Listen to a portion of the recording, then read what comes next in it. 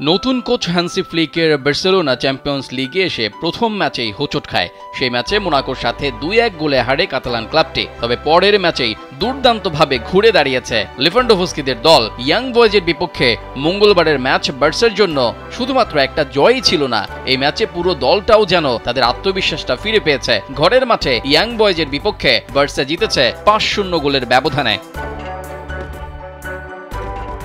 যদিও প্রথম ম্যাচটা হেরেছিল বার্সেলোনা, তবে এবারের চ্যাম্পিয়ন্স লিগে ফেভারিট দল হিসেবেই খেলছে তারা। চ্যাম্পিয়ন্স লিগ জেতাটা বার্সার জন্য কঠিন বটে, তবে কাতালান ক্লাবটাকে যে হিসাবের বাইরে রাখবে না কেউ, সেটা হলফ করে বলাই যায়। স্বভাবতই নিজেদের ঘরের মাঠেও ইয়াং বয়েজের বিপক্ষে ফেভারিট হিসেবেই খেলা শুরু করে বার্সা।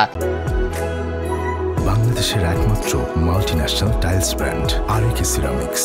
শুধু তাই না, ফেভারিটের দাম কিংবা মানটাও রেখেছে ফ্লিকের শিষ্যরা। প্রথম থেকেই দুর্দান্ত দাপটে খেলা শুরু করে, যেখানে রীতিমতো বল দখলে নিতেই ইয়াং বয়েজের ফুটবলারদের নাকানি চুবানি খেতে হয়েছে।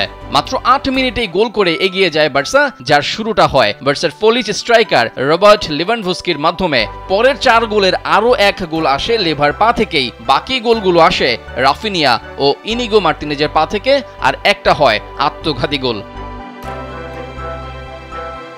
প্রথম গোল করে এগিয়ে যাওয়ার পর বার্সার আক্রমণের ধার যেন আরো বেড়ে যায়। ইয়াং বয়েজের ফুটবলাররা যেন সেসব আক্রমণ ঠেকানোর জন্যই ব্যস্ত থাকে পুরোটা সময়। বিশেষ করে বল পায়ে দলের অন্যতম সেরা তারকা লামিনে ইয়ামাল ছিলেন এক কথায় অসাধারণ। প্রতিপক্ষের বক্সের ভেতর ড্রিবলিং এর জাদুতে মুগ্ধতাও ছড়িয়েছেন এই স্প্যানিশ তারকা। হ্যান্সি ফ্লিক আসার পর থেকে বার্সার খেলার স্টাইলটাও অনেকটাই পরিবর্তন হয়েছে।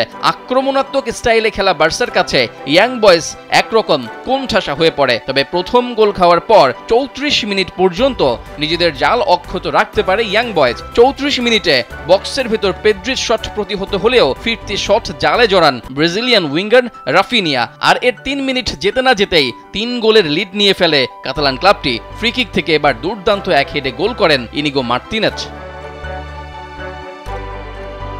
বিরতির পর নেমে নিজের দ্বিতীয় গোলটি পেয়ে যান লেভানডোভস্কি। অসাধারণ আরও এক ফিনিশিংয়ে ইয়াং বয়েজের জালে 4 নম্বর পেরেকটি ঠোকেন এই পোলিশ স্ট্রাইকার।